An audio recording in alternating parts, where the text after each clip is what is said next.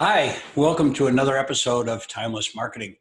I have what I think is one of the most important basic fundamentals for you today, and that's how well you know your prospects. What do you, the more deeply you understand them, what they're thinking about, what really makes them tick, the better your marketing is going to do. And very few people spend enough time on this step. I'll tell you a quick little story that illustrates this.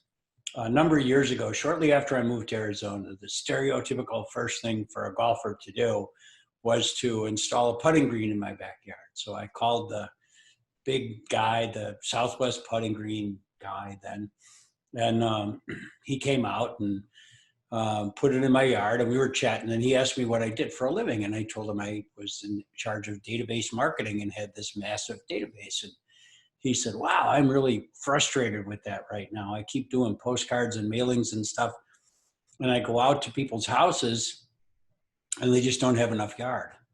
They might have the money and they obviously have the desire. They're obviously golfers or they wouldn't call me.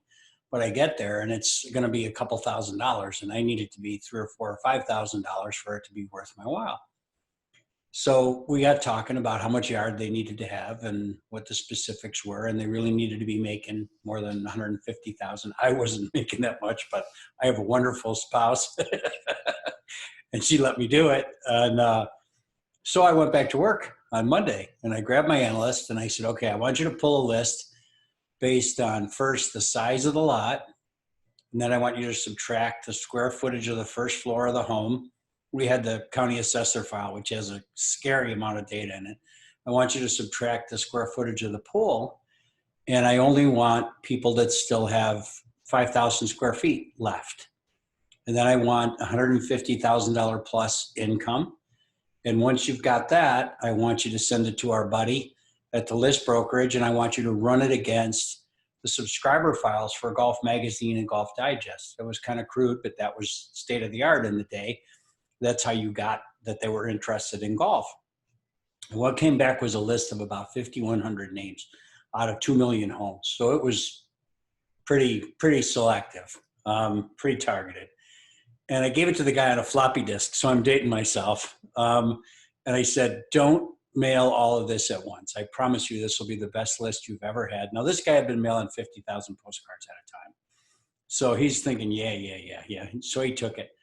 And he calls me about 2 weeks later, and he said, oh my God, I need some help. And I said, what do you need? He goes, I mailed them all at once, and I have 2,000 leads. He got a 40% response from the 5,000 postcards. And these were good leads because we knew they had the money. We knew they had the room. We knew they had everything. So his typical response was 2.5%. And so he was simultaneously thrilled and terrified that there were 2,000 people that, were waiting for him to call. So I made a suggestion to him that will probably curl your toes.